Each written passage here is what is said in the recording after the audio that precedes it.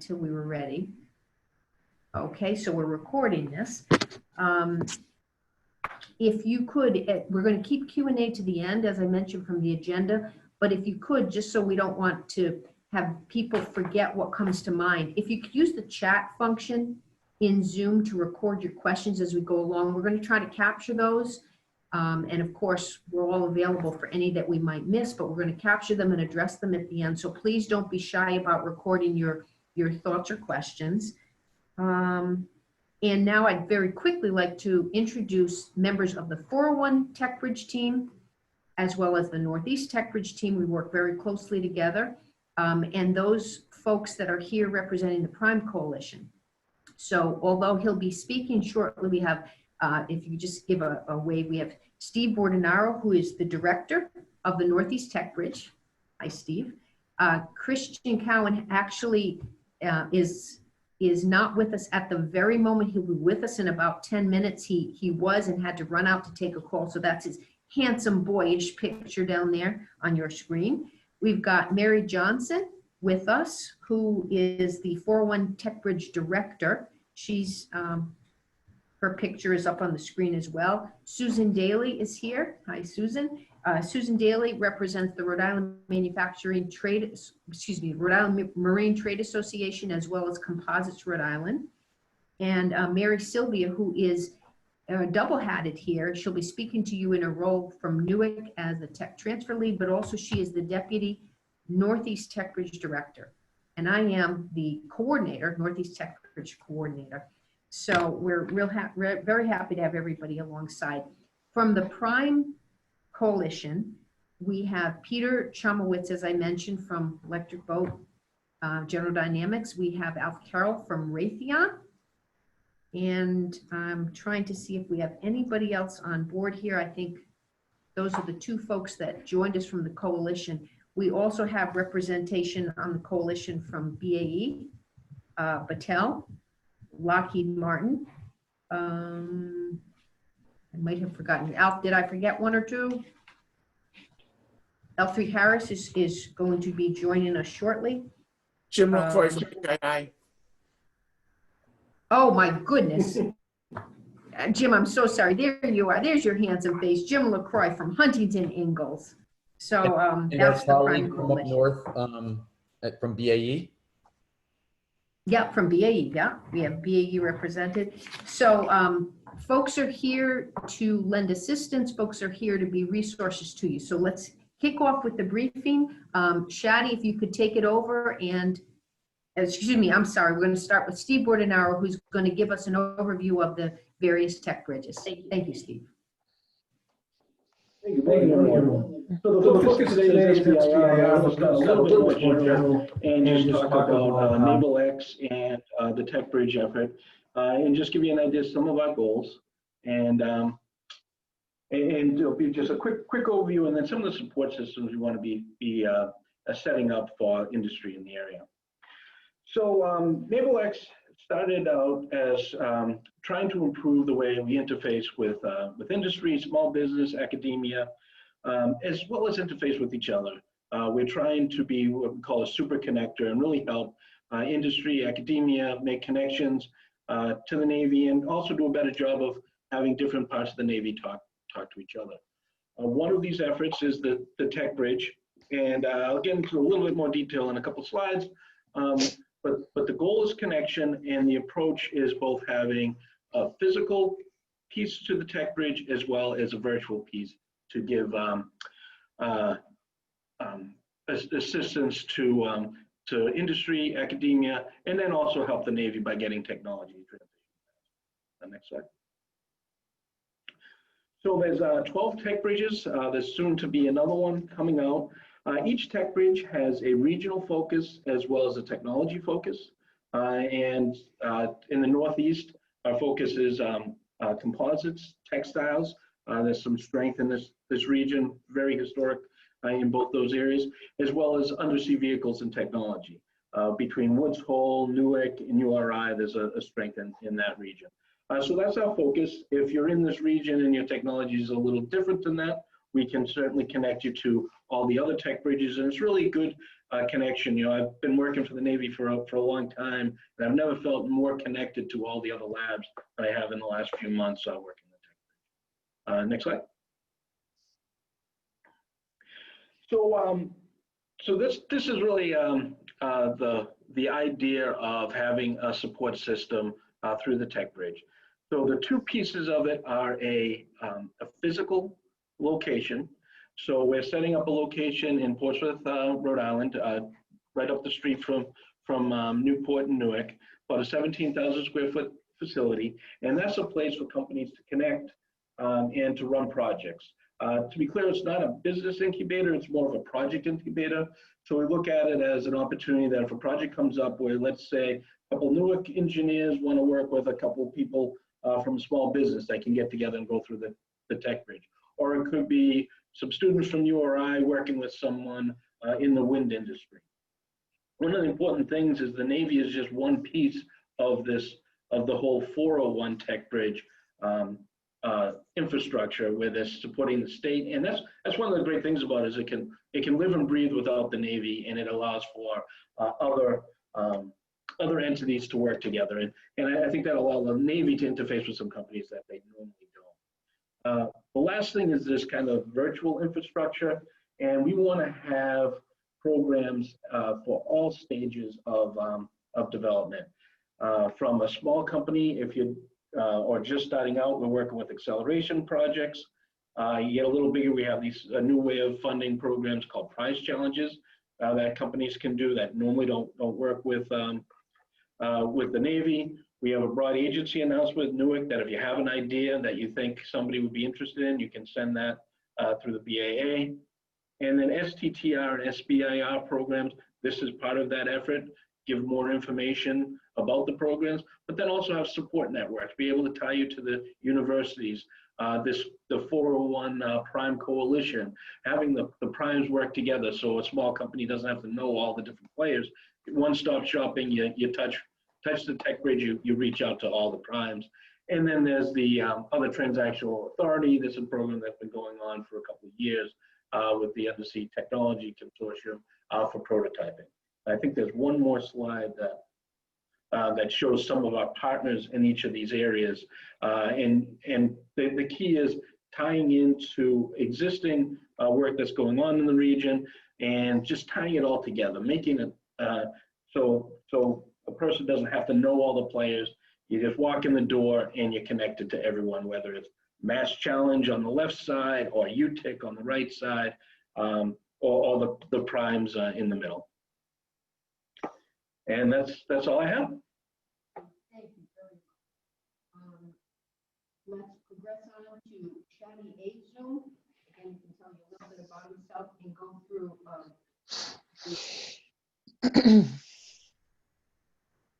I think, Lee, I could probably barely hear you. Hope everyone can hear me, just in case. Okay, I will start off then. If anyone cannot hear me, please feel free to, I guess, like give me a warning or something, like SOS flag or something. Oh, perfect. Thank you. I see some chat messages. Thank you all. So, hi everybody. It is about 7 in the morning in San Diego. Thank you so much for inviting me to this event, to the 401 Tech Bridge team. I am all about education and trying to encourage anyone who has never heard about SBIR, STTR, or if you're a seasoned SBIR, STTR awardee, to kind of get a refresher on these two probably great programs, in my opinion, in the history of me working in the government so far. So the goal of really this brief is to give everyone a crash course, a Cliff Notes version, if you will, of the SBIR, STTR programs. I try to keep things a little clear and concise, just so that if you've never been working with the government before and just trying to understand things, that's my goal with this brief. So I guess my cue is next slide. Perfect, thank you. Okay, this picture is actually me, 30 pounds heavier back in the day. So I like to keep that picture just in case, to remind me that I'm still good even in quarantine if I'm not working out. But in any case, this just wanted to share who I am. Just like Lee mentioned, it is, I do serve as a resource to the NavalX community with respect to SBIR, STTR. So my goal is to really help all the tech bridges with their SBIR, STTR resources. That definitely, we're trying to figure out what that entails. Workshops like this one is one of those things. But my real sort of main job is that I manage an SBIR portfolio for my specific command at the Naval Information Warfare Systems Command, or NAVWAR. And you'll kind of see like the participating agencies involved in there, but we do manage a portfolio there that really specifically deals with information warfare capabilities. Okay, next slide, please. This is a quick and dirty explanation of what is the SBIR STTR program. The best way I can summarize it is that SBIR, which stands for Small Business Innovation Research, provides seed funding to small businesses to help address government needs. Every single one of our sort of projects that you see out on the streets, you can see it on sbir.gov, but every single one of those projects originally tied to a government sort of need or requirement. So do kind of keep that in mind, that it spawns from that specific thing. Another thing that I stress to the government community a lot is that every single SBIR project has to have what I call like a dual purpose capability, where the target is not necessarily to the government, but could also appeal to the commercial industry. A great example of that is when I was actually starting out developing topics before I took on my current position. One of the things that was a huge interest to us in our cybersecurity office was the ability to deal with the encrypted data while it's still in an encrypted state, i.e. we don't have to decrypt it in order to manipulate it. That is now a term called homomorphic encryption, but when I started issuing an SBIR, STTR topic based off of that, there was this dual purpose that I had in mind, where it not only benefited my office, but also benefited other, commercial entities like healthcare industry or the finance industry, some place where confidentiality of data was really important. So think whenever you do apply to an SBIR, STTR project or a topic, there is this notion that you can still apply or use whatever you create underneath it outside of the target government sort of program. That was a lot being said on my first bullet, but a little note on that as well is that sometimes we see a lot of small businesses that have, I would say, roughly about 2 to 10 people working for them, which I think provides some good faith for you as a starting small business. There's also that, given that small size, you as a small business might not have enough resources, and that's totally fine. The SBIR STTR program allows you to subcontract that work. We've seen a lot of partnerships between small businesses and large businesses. That's a huge sort of partnership existence. A lot of that is to do with the fact that some of the large businesses do have a lot of resources, expertise with working with the government, a large testing range, if you will. So we do see that partnership there. We also see partnerships with a small business with a research institution like a university, especially when we have early research topics. This leads into one of the fundamental differences, which is the second major bullet here. The only difference between SBIR and STTR comes down to its partnership agreement. With SBIR, as a small business, you have the discretion of who you'd like to subcontract it to. You don't have to. You could, be the only sort of entity in that award. But for STTR, there is a requirement that the small business must partner up with a research institution. And those details about that partnership is listed out in what we call a broad agency announcement, which I'll kind of talk about a little bit later, but it's our sort of guidance on when you're about to submit a topic, what to look out for. Another thing to also keep in mind is that both SBIR and STTR are competitive programs. There is a benefit to that I'll share a little bit later, but do keep in mind it is a competitive program and it is divided into 3 different phases, which we'll get into a little bit later. Next slide, please. This slide really talks about the eligibility requirements. Now, this I've summarized it in a very Cliff Notes version.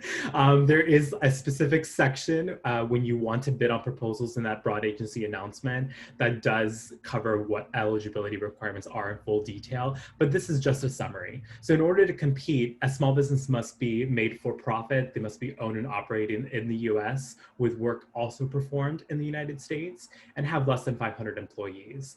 The very big key thing is, I think, the very last thing, which I think a lot of small businesses do get a little confused. This program is not meant to be a procurement situation where you already have like a full sort of off-the-shelf product ready to go and use. We don't use SBIR, STTR to purchase any specific products. It is fostering research and development and going through that innovation process. So the work itself is mainly research and development, which will kind of show you what that looks like in our phased program. Next slide, please.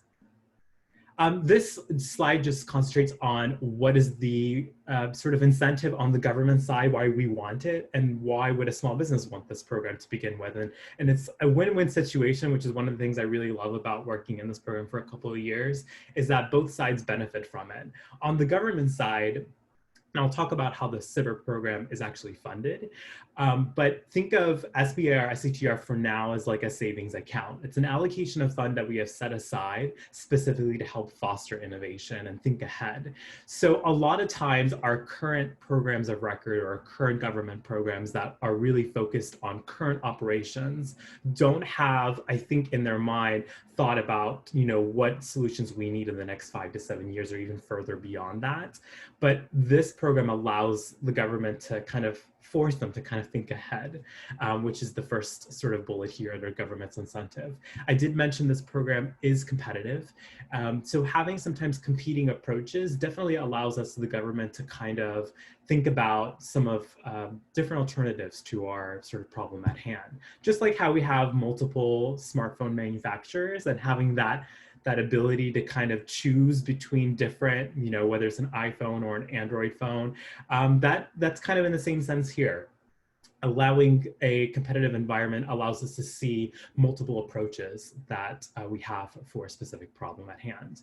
And the last thing that I'll kind of talk about a little bit later is about follow-on awards. Anytime a small business is awarded a SBIR project, we can continue the work through what we call like a sole source contract or a direct contract with that entity or with that small business. Generally, non-sole source contracts take time in the government. There's a lot of paperwork for us. So having the ability to continue working with one company is a benefit for us. Just eliminates a lot of the red tape that's involved. I'll talk about that a little bit later, but that is a benefit on a government side. That's the same thing, I think, on a small business side, which is why you see it repeated on the second column here. From a small business, of course, doing a sole source contract with the government always has its perks to it, right? You don't have to sort of continue on with the competitive process. We've seen a lot of small businesses that start out doing SBIRs. That's a huge thing for me, like to see. It's kind of cool to kind of see the growing process of a small business. So this brings to the first bullet here, which is for a small business, like good win, is that this program allows a company to start out working with the government and build a portfolio. So it builds that credibility for you if you are just starting out working with the government. And the last thing before I move on to the next slide is that as a small business, you do get rights associated with once you do get your SBIR, STTR funds. Specifically, it's a non-renewable 20-year period, which I'll kind of talk about. There's a specific slide dedicated to this, and I could talk for an hour on it as well. But generally, just know that as a small business, if you do get awarded an SBIR, STTR award, you do get rights associated with that. Next slide, please. This shows a general idea about all of the 11, if I count it right, my math is right, 11 different federal agencies that are involved in SBIR, STTR. And I got so apparently high on colors that I just decided to go with a seafoam green to indicate certain departments that also participate in the STTR program, which you kind of see here. If they have a small seafoam green bubble or a circle underneath their department name, those are the ones that also participate in the STTR program. But as you see, these are very large departments. Now, on the first row, you see Department of Defense. If we go to the very next slide, the Department of Defense actually, of course, has very different agencies underneath it, one of which is Department of Navy. And then underneath Department of Navy, we have different commands or entities around there. So I'm sure some of these commands are not foreign to you. So I did talk about I'm from NAVWAR, so you kind of see that under the Department of Navy. Each one of these entities under the Navy do have a specific program manager associated that deals with SBIR and STTR. I'm the one for NAVWAR, but we are also, just like kind of Steve mentioned earlier, just like how TechBridge is kind of well connected, we in the Navy, SBIR, STTR are also very well connected ourselves. So if you would like to connect with anybody underneath this bottom row of entities, you can reach to one of us and we're happy to kind of connect you with them. There is a link that I've posted on this slide that gives you the actual contact information of where to find out who those program managers are in each of these entities that deals with SBIR, STTR. You, of course, alternatively could reach out to your TechBridge team and we're happy to kind of connect you as well. But there are specific POCs listed publicly for you. Next slide, please. Okay, big question, funding. I kind of mentioned that the easy way to talk about SBIR, STTR is that it's like a savings account. Really, it comes down that it's actually a tax on our own money. So it's just a specific percentage that we skim off the top of our research and development dollars. And that is like set aside for us to use in this specific program. If you want to kind of drill down on the type of numbers, it is actually a 3.2% on our large R&D budget. And that's when we kind of showed the last slide, or I guess the past two slides, that talked about some of the subset of those agencies that participated in STTR. It's because of their budget is above $1 billion over a period of time. And that's why you see that there. Now, a portion of that specific funding goes to support the SBIR STTR program. So out of the like 3.2%, we take a 3% off of that. And that supports like my labor and the rest of the SBIR team that's underneath the Navy as well. So just a little fun fact here about the funding. For you as a small business, it's transparent, but just kind of keep in mind that the more that sort of our agencies or all of those entities that you saw in the past two slides, the more their research and development dollars grow as a small business, you can take solace that the SBIR STTR program grows as well. It's like a linear relationship. Okay, next slide, please. It all starts with topics. So the whole process starts with us as the government posting publicly what our needs are. We do that in a specific format. And we call those announcements, formally they're kind of known as broad agency announcements or BAAs. And then the BAAs themselves, which are shown publicly, it's a chalk, really big document that not only covers eligibility that I kind of mentioned before, it talks about how to apply, some of the proposal requirements to it, the page limit, for example. And then at the very end kind of like talks about what our topics are in a specific format. We do this for SBIR 3 times a year. Typically, we push out these topics around April, August, and November. So be on the lookout. I did include the hyperlink here in the second sub-bullet, or second bullet, I'm sorry, that actually gives you all of the DoD SBIR topics. Of course, if you go to sbir.gov, it does give you the topics across all 11 federal agencies that do participate in SBIR, not just DoD. All of the active announcements, if you want to see those that you can sort of start bidding on right away, it's the third bullet here that I've kind of mentioned the hyperlink on it. And then just to kind of give you a little bit of context, once an announcement is posted, there is a period of time, which we'll talk about in the next slide, but it's a period of time for you to apply and submit your proposal. Once you actually submit your proposal, there's a close period that actually starts our evaluation process as the government to evaluate your proposals. We as the government owe any small business that has applied to one of our SBIR topics, we owe them a selection or non-selection notice within 90 days. And then awards will follow after that for another 90 days. So it's 180 from the end. I hope that made sense. But I do have a next slide right here. If we go to the next slide, that actually shows that once we submit once a topic is posted on publicly on these broad agency announcement, it starts what is known as a pre-release date. And for 30 days, it gives a small business an opportunity to talk with the topic authors and learn a little bit more about the topic itself or ask any technical questions. During this 30-day period, I've mentioned so many times whenever I go on outreach events that this is one of the most important periods to you as a small business to capitalize on, because it gives you an intimate discussion with the topic authors on what they're looking for. And a lot of times small businesses might not hit the mark on the topic that's at hand. Maybe there's something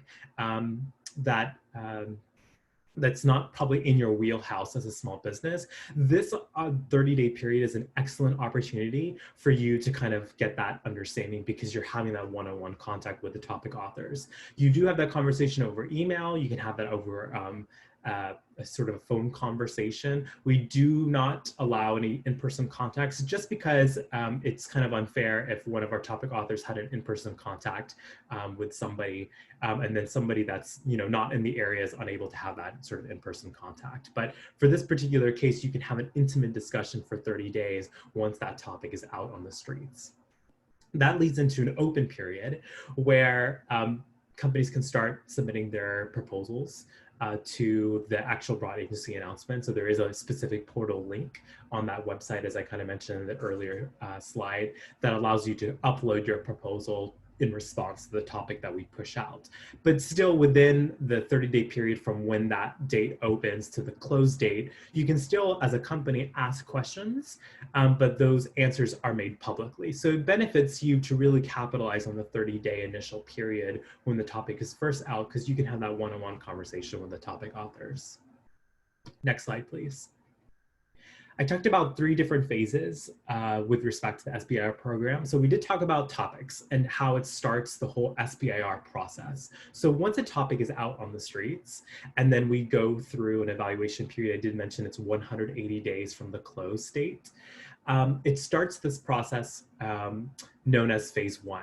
Typically in the government, we award multiple phase 1 awards because of that notion that I talked about earlier, which is we like to award multiple awards to foster competition and foster us getting alternative approaches to our solutions. So topic gets out, and then we award multiple phase 1s. And as you can see by the amount of dollars that I indicated on this slide, it's a small amount of funding. And typically what we expect from all of the phase 1 awardees is that it gives us a sort of feasibility study, basically a report that gives us a design of what your solution is in response to our topic and showing us in the government of how your solution meets the topic at hand.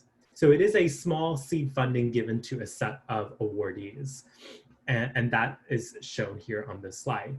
Those entities or those small businesses that did receive a phase 1 then gets further competed to, or further down selected, we like to call it, into a phase 2. So typically we award, let's say, 2 to 4 different phase 1s to small businesses in response to our topic.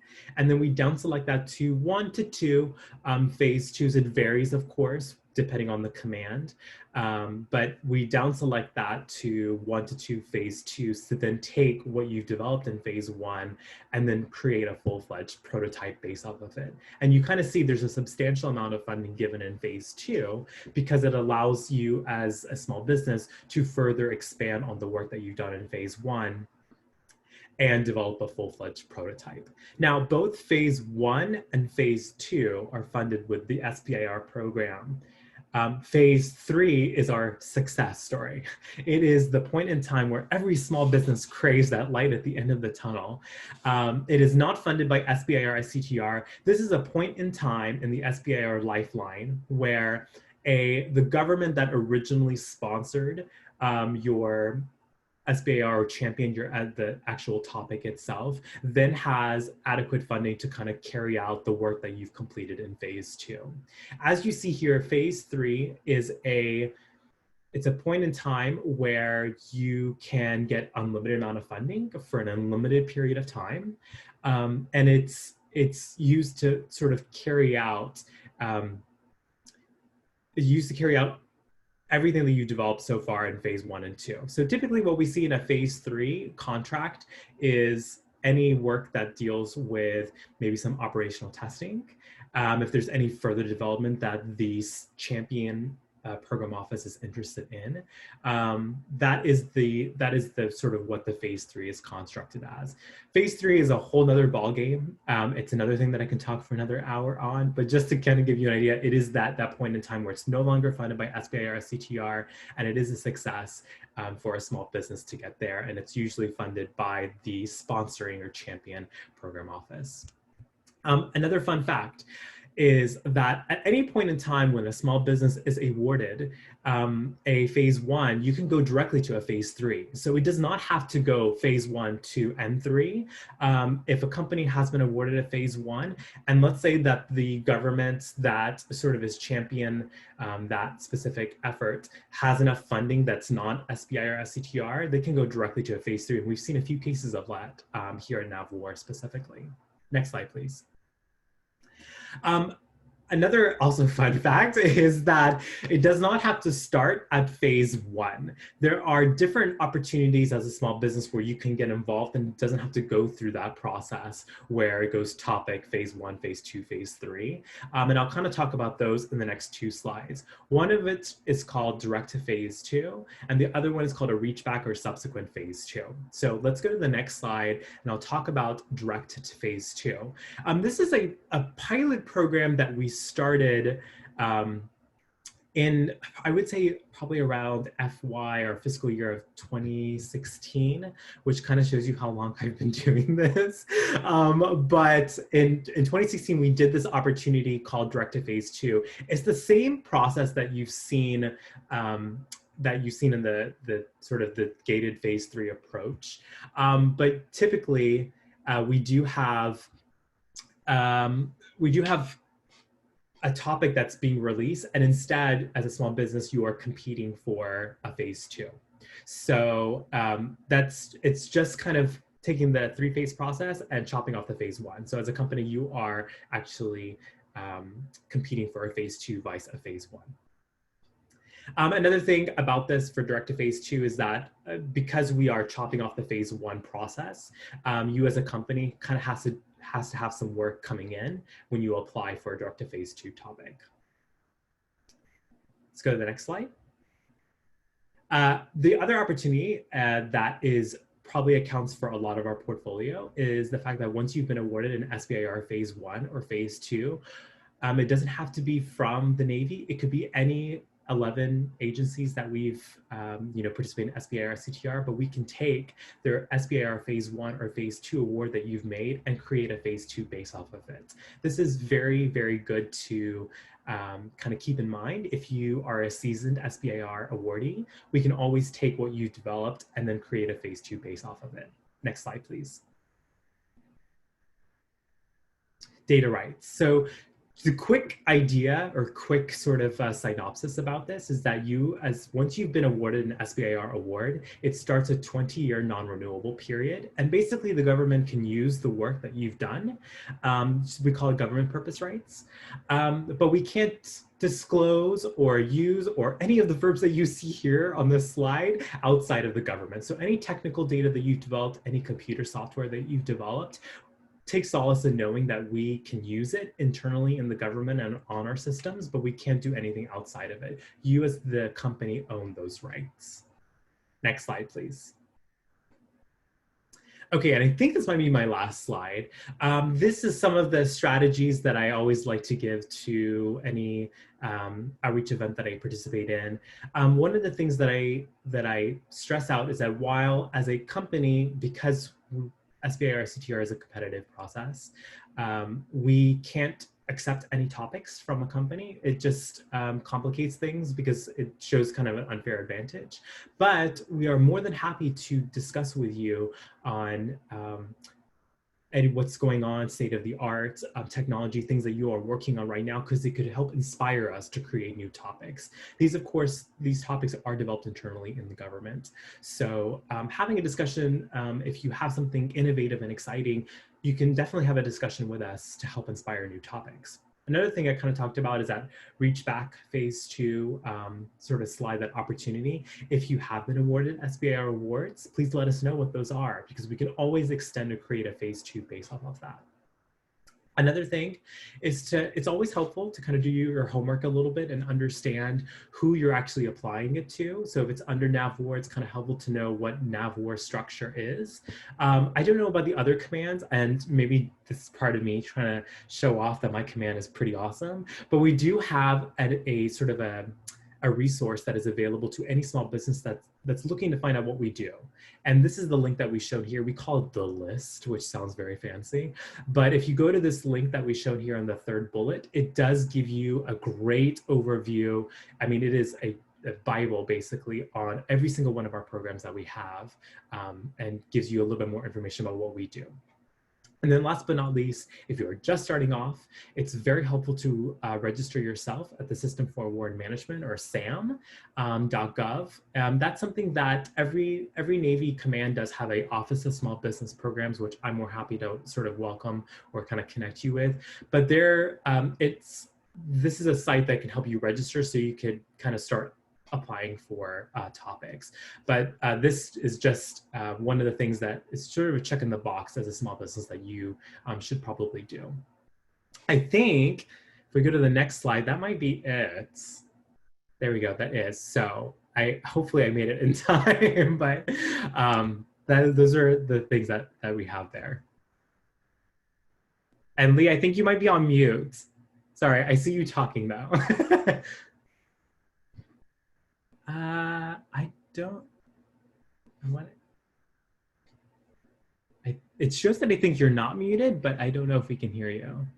I don't know if anybody else can hear, but.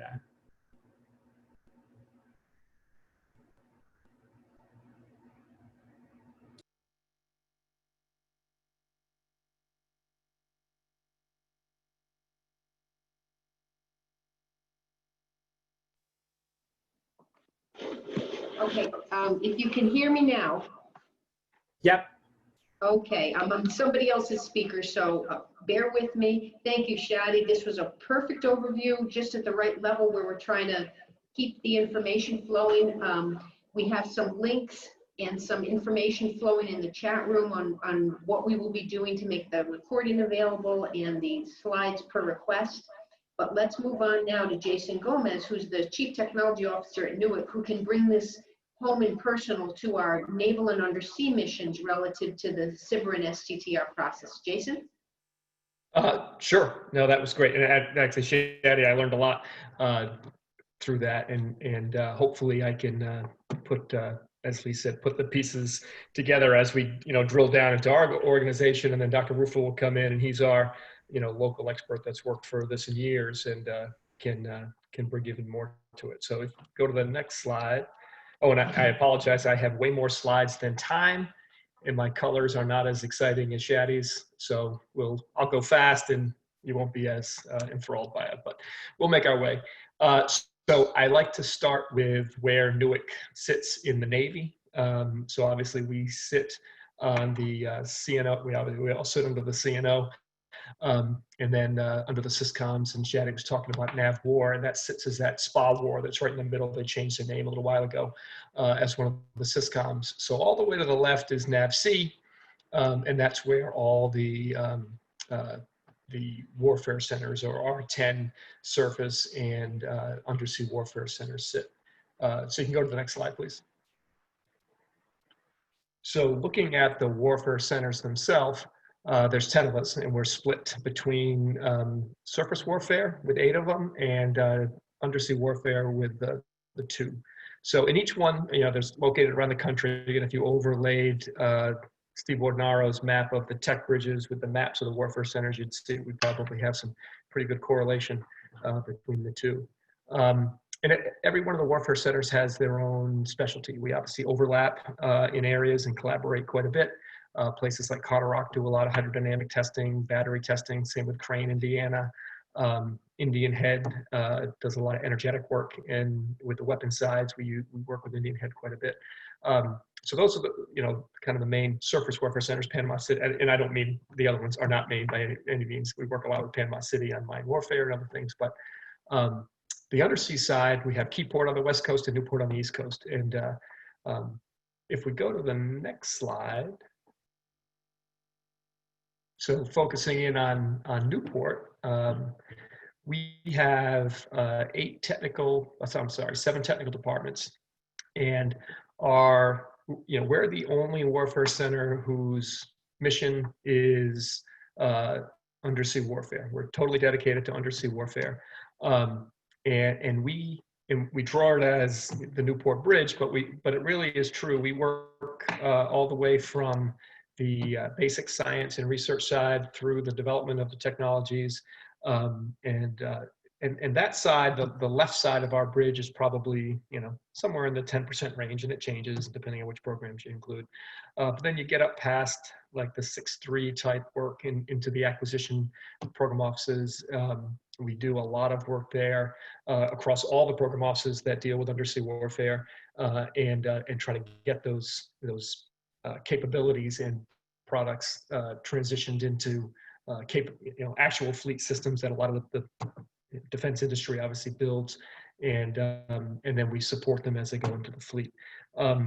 So for timeliness, I won't walk through our technical departments, but I'll talk about the products a little bit later. So if we go to the next slide, I just wanted to throw up the organization of where we are. The technical departments are underneath, and they span the gamut from sensors and sonar systems and weapons and platforms, and the undersea vehicles now are under our platform department. Mission engineering to make sure we're doing things that the fleet actually needs. Our range department, combat control system. So there's a lot of work that's done, and we'll get into a little more detail of that later. But this was just to put some names to the organizations. My office sits under our technical director, and we'll see a little more organization later. I don't know if I actually like the org charts, but I tend to use them quite a bit, so it's all right. Go to the next slide, please.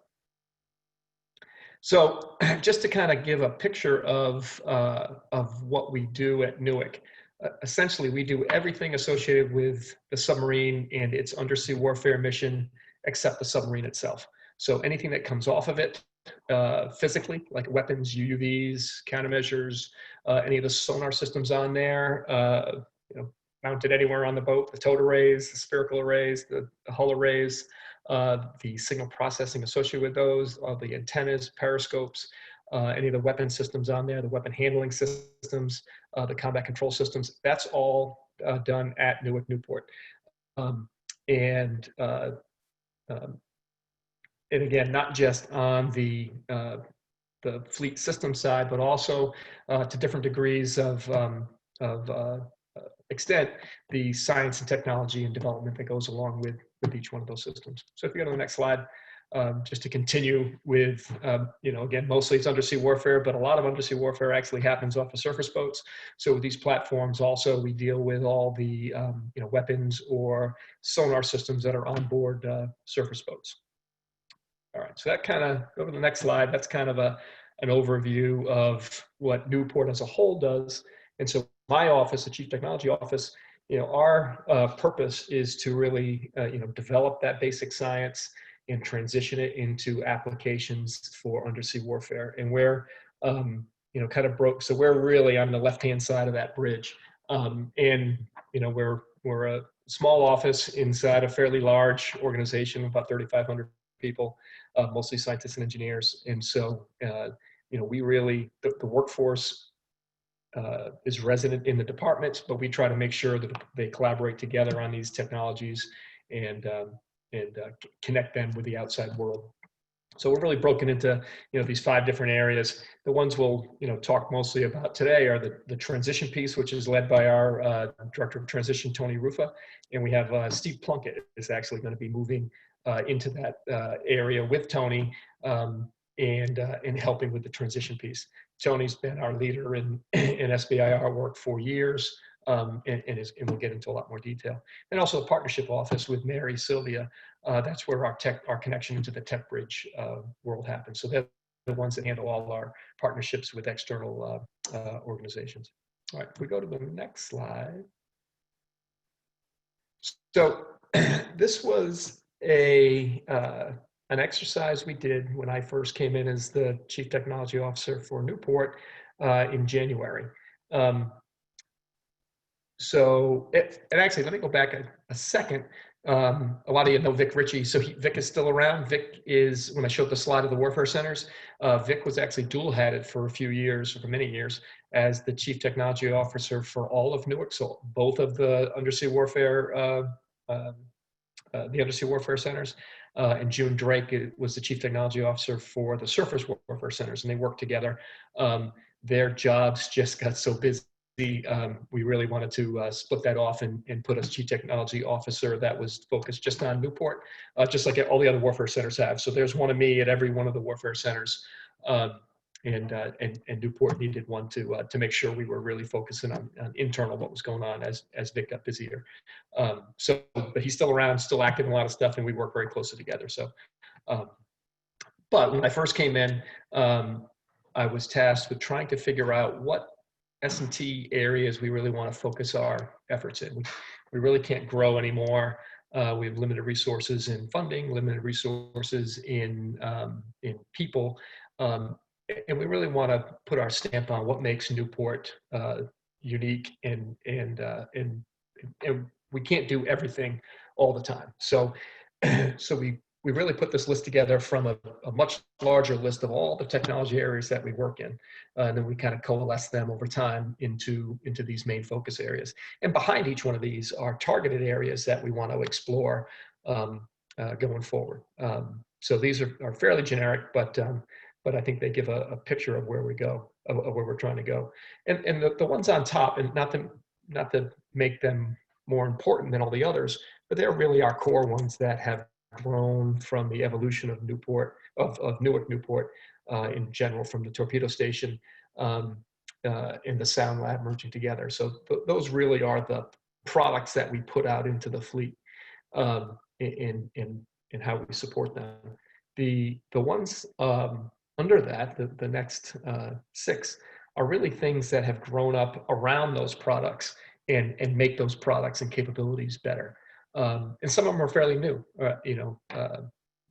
If you look at undersea modeling, we've done that for years.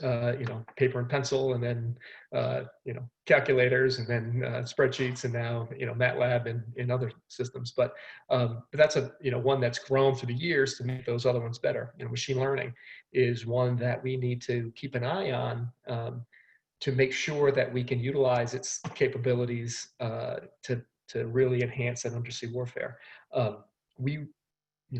Newport's never going to be the world leader in machine learning algorithm development, but we want Newport to own all the undersea warfare data and be the curators of it and the distributors of it to people that will be using that to enhance our capabilities in that area. And we need experts to be able to go out and use the tools that are being developed for that, for that specific undersea warfare purpose. Same with cybersecurity. It's a growing area, and we want to do some research in it. It's not going to ever be our primary focus, but it rose to this list because it's something that we see in the future as something that we need to continue to pursue to make sure we can conduct our primary mission. Okay, if you go to the next slide. So the CTO office, we'll get into how we work in the SBIR world, and Tony will give more details of it. But we really just try to, we have some ability to invest in certain areas try to help our workforce innovate these new technologies and prototype them and get them out into the fleet by using, but also by using the fleet input to know that we're going down the right path. And then, mostly what we're probably talking about today is the influence that we try to put across the community. And that comes in a lot of different areas, but SBIRs are definitely one of them. Go to the next slide. I'm almost done. I'll talk more. I have a couple points to bring up, I think, on the influence piece with SBIRs and where we fit. So just a couple examples of some of the things that we invest in. Some of them are very basic, up into the applied world. So we don't need to hit on any one of these, but obviously anybody can get in touch with me or through through our tech bridge to talk about any specific technology we'd like to in the future. If you go to the next slide. So we also have some ways that we try to make help our workforce innovate, and we actually set aside funding each year to work on innovation events, and it's kind of wide open. We can craft them as we see fit. So this is an opportunity that we can pull in the warfighter with our young scientists and engineers, and try to come up with give them topics to work on, and try to come up with ideas that we can go off and work on ourselves, or some of them we push into SBIRs. So if you go to the next slide, it leads us into how we try to influence all our partners. So we partner with a whole bunch of universities, and we have representation across really across the world in a bunch of different offices.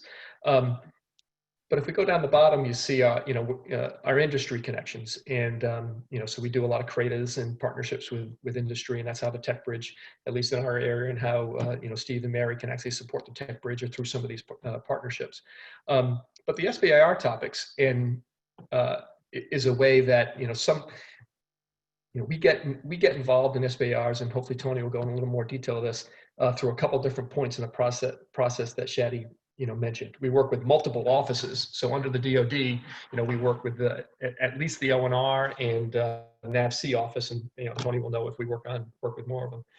And we get calls from all our program offices or ONR or other places. So when that call for topics goes out, or when the topics go out, back up a little before that, and they solicit us for specific topics, because we work hand in hand with a lot of those program offices, and we might be in a better position to see where what the Navy need is in the future. So we provide many topics into that process. Then they get weeded out, and the program offices will only filter up the ones that they think fit their needs. But we also get involved on the other end when when a award is given and the company needs technical assistance. So Tony will manage that on our side if it's something to do with research that we're doing at Newport. A lot of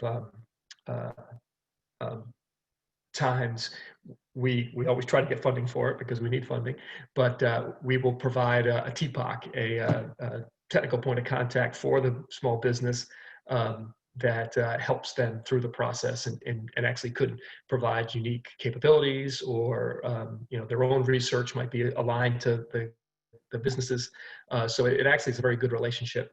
One small example is when I was younger, we had an SBIR topic, and I had, at that point, I had no idea where they came from or what they were, but it was a company that was doing parametric sonar, and I helped them put their sonar system into an underwater cage, and brought it out to Seneca Lake and tested it for them and provided the data back. So not only did we get experience doing that, we got the data out of it, and they got the data out of it,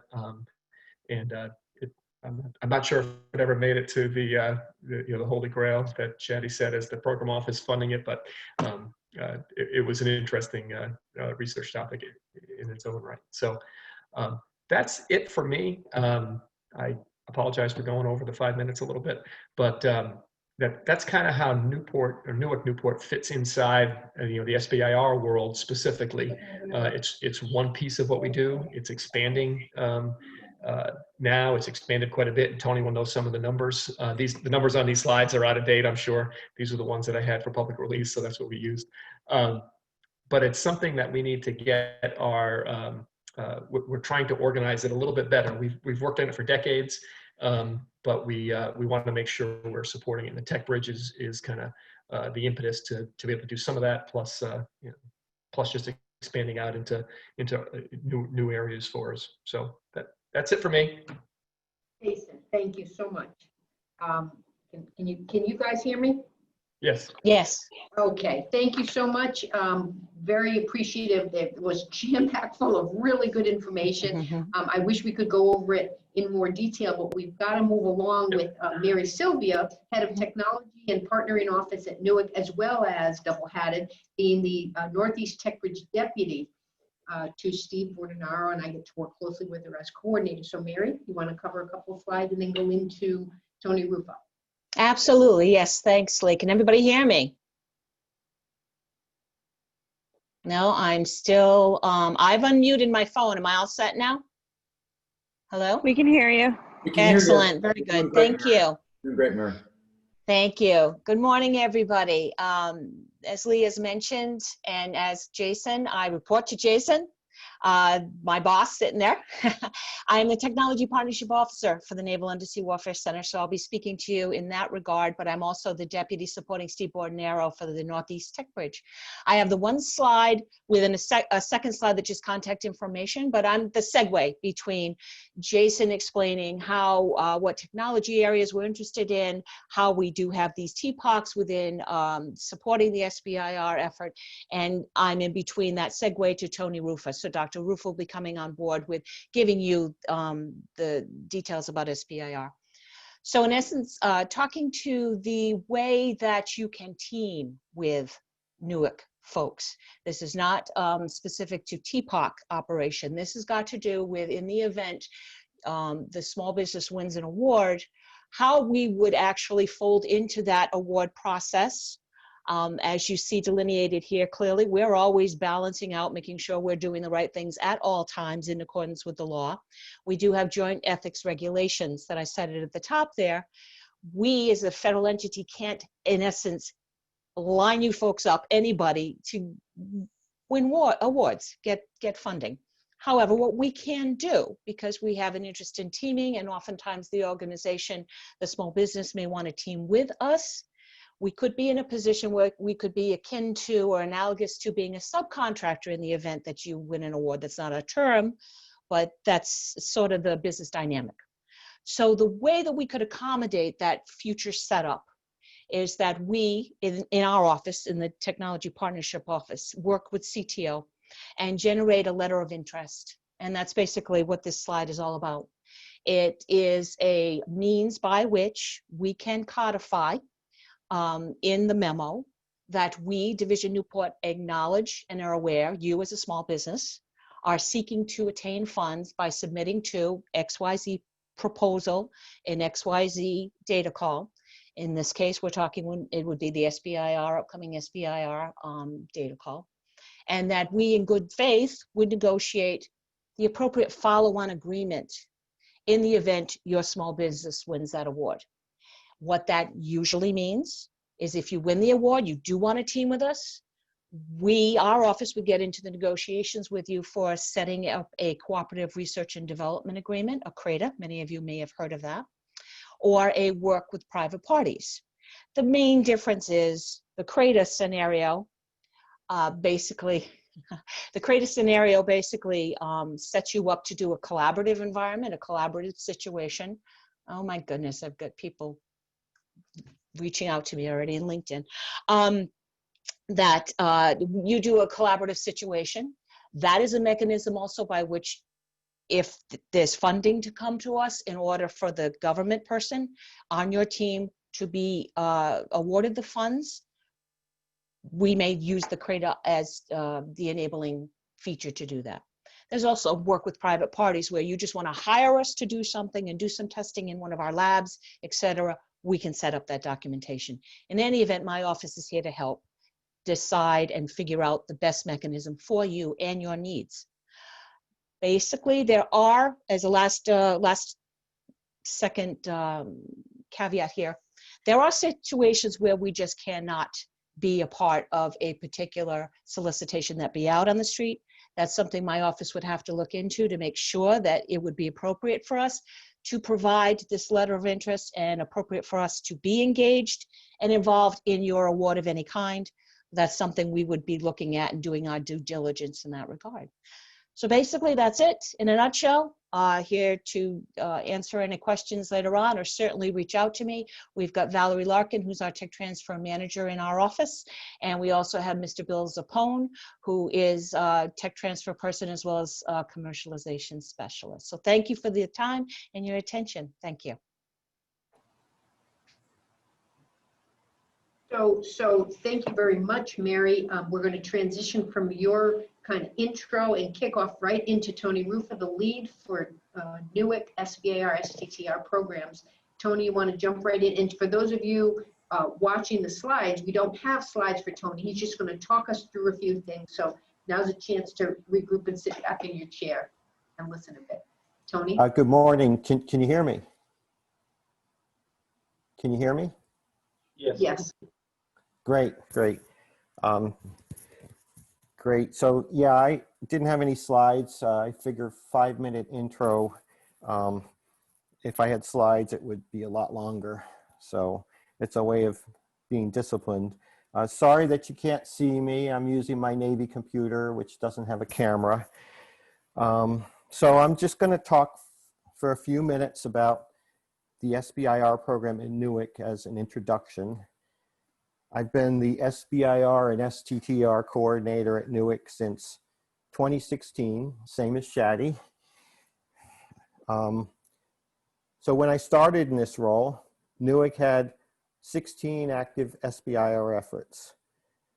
And in 2018, I spoke at the SBIR Road Tour at the Crown Plaza in Warwick, Rhode Island. I think some of you were there.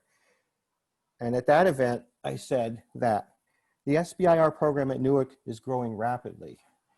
We're up to 60 SBIR efforts, and I predicted that it would grow to 80 active efforts within a year. And if you notice on Jason's slides, his slide on SBIR said we had 62 TPOCs. Well, that was just about 2 years ago. Today we have 140 active efforts, and I'm not going to make any predictions about next year.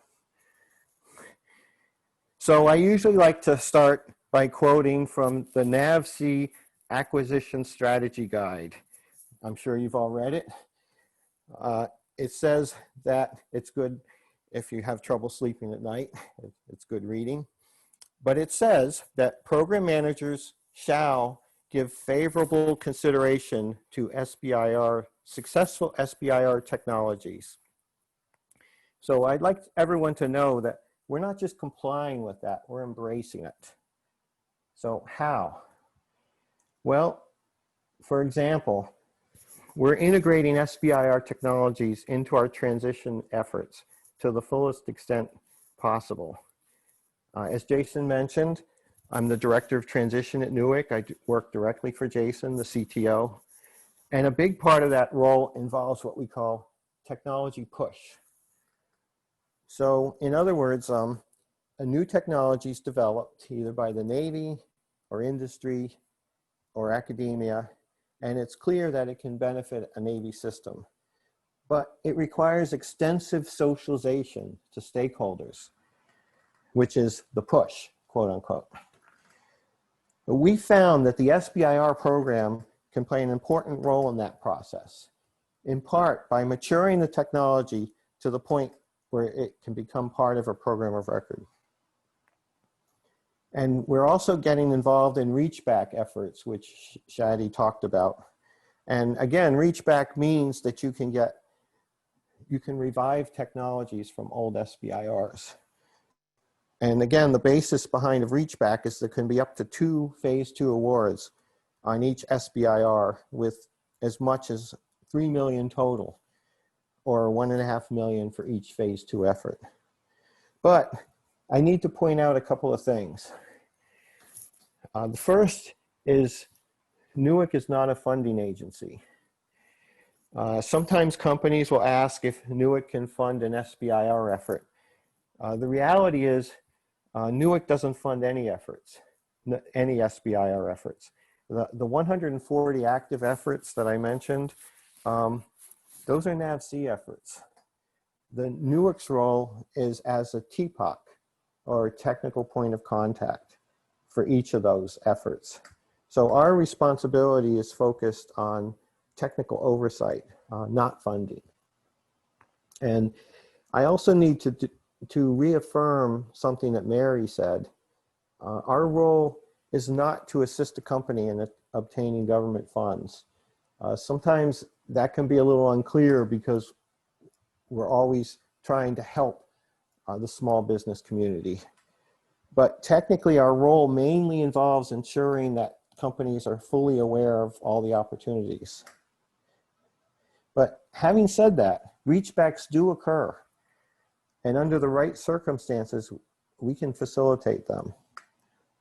For example, if a company reaches out to us with an SBIR technology that can benefit a Navy system, one that we're responsible for, then we can facilitate that by making connections to program managers, making connections to tech warrant holders and other stakeholders.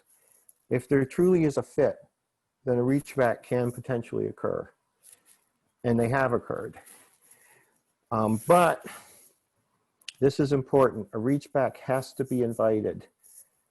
So please don't send an unsolicited phase 2 reachback proposal to either NAVC or ONR. If you do, then there'll be a lot of unhappy people. How do I know? Well, it's happened. So that's probably about 5 minutes. I just wanted to do an overview, and I'll be available, so I'll stop there. Feel free to reach out to me. We're always interested in new technologies that can advance the Navy mission. Thanks. Tony, thank you. Thank you very much. I'm sure you will have some folks getting in touch or with questions, but for the sake of time, we're going to move on. We're going to hear now from Peter Chomowitz, who is a senior analyst with Electric Boat General Dynamics in Groton, but he's also representing today the Prime Coalition, 401 Prime we call it. It's the large system integrators in our region that have come together to team up as competimates to help work with small businesses and make some really good things happen in our region. Peter, if you want to take over. Yeah, thank you, Lee. Am I coming through? Everybody hear me? Yeah. Great. Clear. Terrific. It's my pleasure, my privilege to be with all of you this morning and to represent the Prime Coalition. I think if there's one message that we want you to hear, it's at the bottom of this slide. Your success is our success. We're all in this together, and big prime defense contractors make big things. They make nuclear submarines, they make aircraft carriers, but we don't make all of that stuff, right? We need lots of people to help us do it. Lots of small businesses, lots of university faculty, researchers of all kinds to build the systems, the subsystems, and the components that we then put together to become a platform. So your success is our success. Next slide, Lee. So what is it? What is the Prime Coalition? What is it we do? We support small businesses that have a common interest to our core business. So for the companies listed at the bottom, these are, they are lots of dual use technologies, but of course they're DoD platforms. We are looking to transition ideas and technologies from entrepreneurs, from inventors, into fielded platforms. And we're trying to build successful relationships in this undersea community.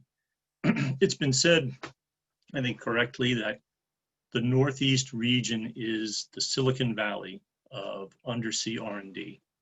And it really is. When you think about a 50-mile radius around Newport, the incredible brain power, the technologies that are existing, and we're poised, we're trying as a coalition to help unite all that, to help advance the undersea R&D ecosystem. So the prime companies, we look at all of you, the smaller companies, as an extension of our technology bench, of our R&D bench. As I said earlier, we don't do it all. We can't do it alone. We need all of you. We need the small businesses, the entrepreneurs to help us. So we have a need to reach out to leading edge technology innovators for solutions. And we also have, in many instances, a contractual requirement from the DoD to involve small businesses in our work. So again, a kind of punchline here at the bottom of the slide, the 401 Prime Coalition wants and needs, underscore that, we need small businesses, startups, universities to succeed so that we, all of us, can succeed. I'm going to say a little bit more about the we, what we mean by that at the end. Next slide, Lee. So here is the Prime Coalition, 6 defense contractors. There's me in the upper left, representing General Dynamics, Electric Boat, Jim LaCroix, Huntington Ingalls, Alf Carroll from Raytheon, Bahreya Haji Saeed from BAE, Eugene Morin, Lockheed Martin, and Chris Stenman from Battelle. Next slide. So how do we help small businesses? So here's a sort of a limited list, given the time that we have. Probably the first place or the first way that we begin is entering into a non-disclosure agreement. So this protects you. This protects your technologies, your ideas, and it gives you the opportunity to share them with us to support you and to understand what is the future opportunity. So it could be, as many previous speakers have said, it could be looking at a Reachback, a phase 2.5 to support you in that. It could be developing, it could be a phase 3 where we actually acquire your technology. Another way we do it, and I must write, I don't know how many of these every year, dozens and dozens of letters of support. So when a BAA comes out, we take a look at them from a General Dynamics Electric Boat point of view, and my colleagues do the same from their points of view to understand which of those topics are most important. We then either reach out to our small business community, or you can and should, underscore should, reach out to us to see if those things are of interest. And we're very happy to review your technology plan, to offer a critique, and then if appropriate, provide a letter of support, which I'll let the SBIR people comment, but we believe that if a defense prime feels that there's legs there, then I think you have a good shot at getting an award.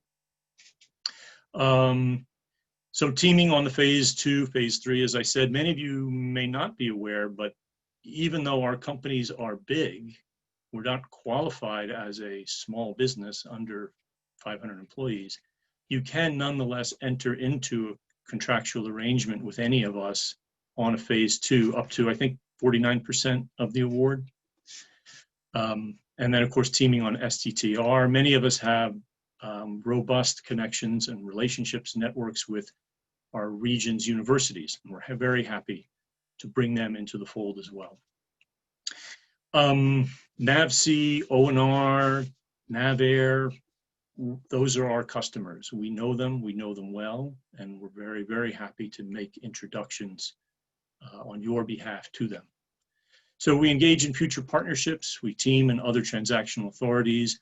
And the last bullet, I think, is one that I'm most particularly pleased to say that we can help you with. Navigating the DoD, the requirements, ITAR registration, all the small businesses, your FOCI forms, that kind of stuff.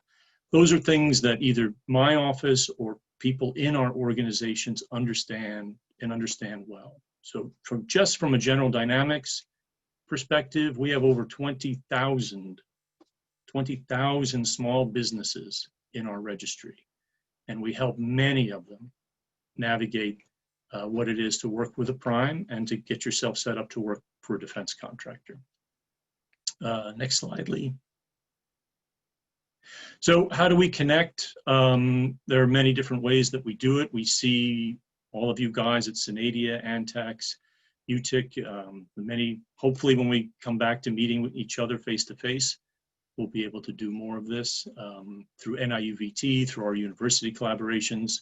Many of us have CRADAs with NUIC and other DoD agencies, and these are all different ways that we can connect. So I want to just close with what I began by emphasizing the need for your involvement in what it is we do. So when I say you succeed, we succeed, the we in that is not just prime contractors. It is, to be sure. But the we is also the Department of Defense. The we is the federal government. The we is the United States. We've all heard it said many times recently from SecDef Esper and Hondo Gertz that we are in an era of unbridled great competition. And time is not on our side. And we need people like you, small businesses, universities, to help us. So the we is all of us. It's our nation. It's the industrial base. And that's it. Thank you all very much. Over to you, Lee. Thank you very much, Peter. I almost thought I heard music in the background. I was so motivated toward the last few sentences that I heard very patriotic music playing. Thank you, and we applaud your delivery.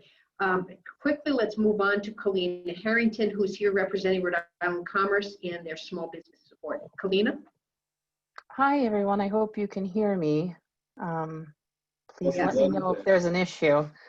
I'm stuck in my child's bedroom because it's the only quiet spot. So I am the Innovation Program Manager at Commerce. I also work with SAC and Christine Smith. And we have two programs of importance to this group. There's also a lot of other things happening right now, obviously, due to COVID and other funding that's available in state. If you have any questions just to start about the Restore Grant Program or anything else you've heard in any of the governor's press conferences or anything related to commerce, your best bet is to email info@commerceri.com. There is a team of folks that are answering those questions in real time, you know, and you should be able to get a response within less than 24 hours. So I just wanted to start with that. The two programs that I help to oversee are on the next slide, I believe. One is the Innovate Rhode Island Small Business Fund, which mostly affects this group. It's been in existence for some time, and it is meant to come in once you receive an SBIR or STTR. There is also a very small grant in that fund that allows for up to $3,000 in the preparation cost for an SBIR. So a lot of small businesses we've seen over the years hire a grant writer. They may hire a graphic design artist to help put together tables, different things like that, are all eligible under that program. So if you spend $6,000, including your own staff time, this fund will reimburse up to $3,000 of that. It's been very helpful in just kind of bridging the gap to ensure that the application gets in without much delay. And then at the end, when you do receive an award, this fund has two separate matching grant programs. There's a phase 1 and a phase 2 component to the program. For phase 1, we'll match up to $45,000, and for the phase 2, we'll match up to $100,000. So the first one is 30% of your award, and the phase 2 matching grant is 10% of your award. And like I said, this program's been very successful. We are not yet aware of how much funding we have for this newest fiscal year, just because of everything that's going on. The legislature hasn't yet to approve our final budget. We believe that there will be funding in this, and we have funds remaining. So if you were to have any questions about it, you can always reach out to me after the fact. The other program is on the next slide, and it's our Innovation Voucher Program that many of you, I'm sure, have heard of. It's mostly to work with an outside institution to access expertise at one of our universities. There is a manufacturing component to it as well, where manufacturers can manage a project in-house. And we've done just roughly 84 projects, and 4.2 million has been dispersed. And we kind of calculate the success of this program on how much new investment it's brought back to the companies that we've assisted. And as you can see at the end of the slide there, it's about 8.3 million. So we're sort of doubling our return, which is really wonderful. This program, again, is the same situation. We are unsure of our budget for the new year, but have high hopes because it's a small amount of money we get each year, and it gives us quite a big bang for our buck in terms of what the businesses receive on return. And that's really it. I know we're tight on time, and I just wanted to keep it short and concise. And if you have any questions related to either one of those programs, just reach out to info@CommerceRI, and they will make sure to get you to me or Christine, and we'll go from there. Thanks so much for the time, everybody. Thank you, Kalina. That was great. Again, a lot of great information packed in a very small time frame.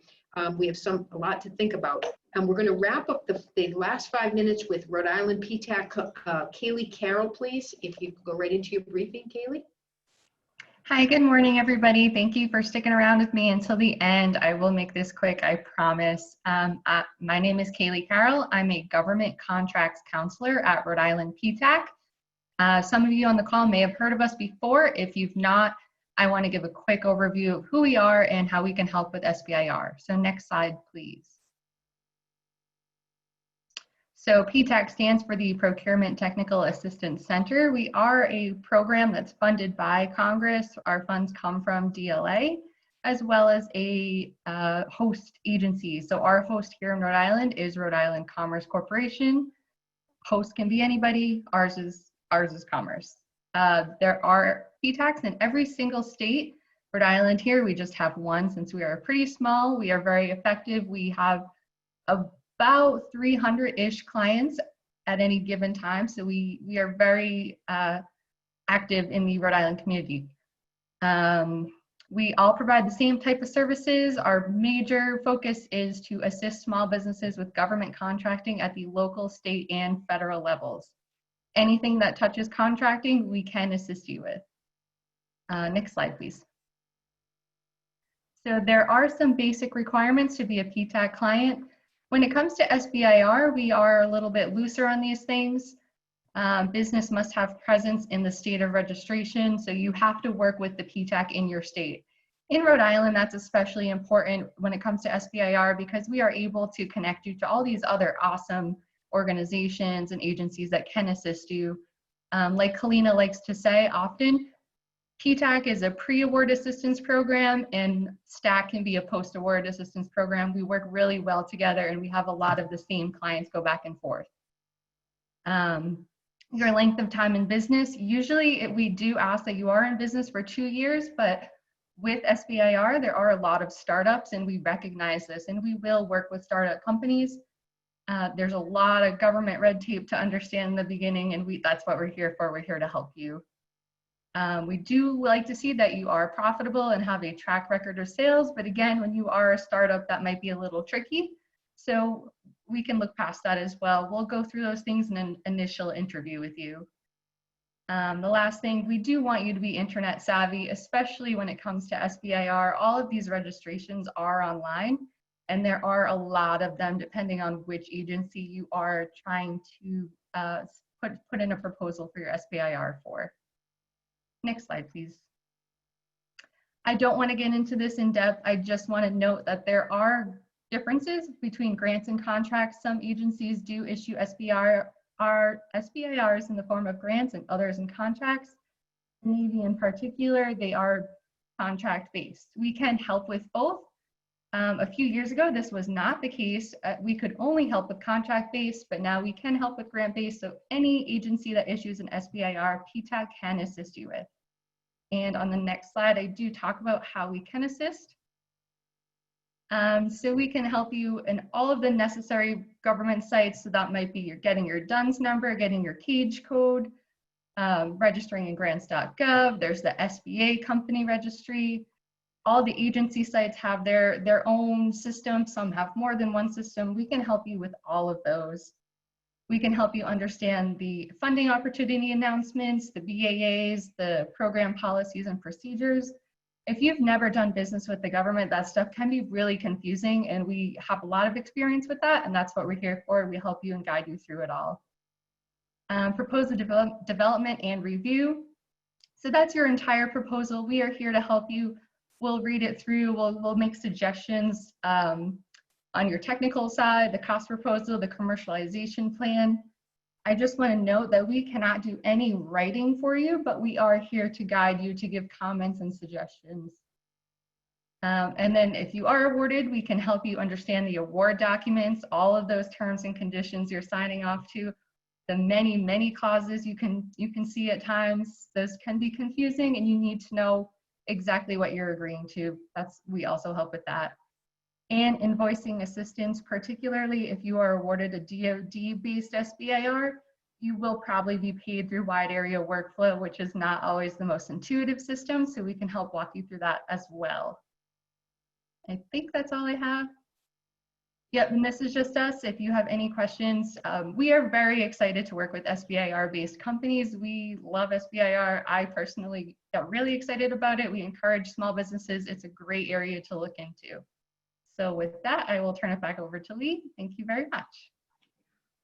Thank you very much, Kaylee. That was very informative. We're going to test our technical ability and going to screen share one last slide that I think might be very helpful. There it is. Hold on. Can you all see this? Yep. I should get it in a form. I just wanted this to be up so you could see as a wrap something that we will send out in a follow-up email to all of you.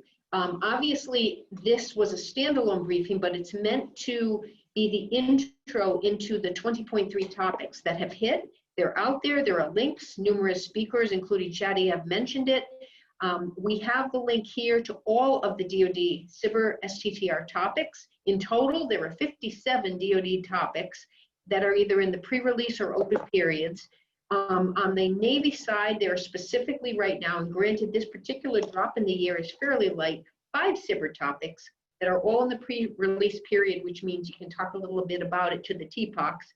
At the 16 September second event that complements this event, we will have some TPOCs there and present related to one or more of these topics that can talk to people interested in these topics and be able to address a better understanding of what the topics are all about.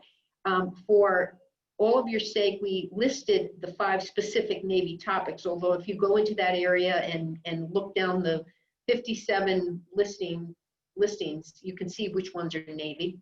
The other thing I will add is there is an AFWERX open topics opportunity. So in that same listing, Air Force, under AFWERX has open topics, which means they're taking suggestions, even though, unlike Navy, there's not a specific program need yet that is linked to that topic. They're letting industry come in with ideas. So that's a really special opportunity with this particular 20.3 cycle that we're in.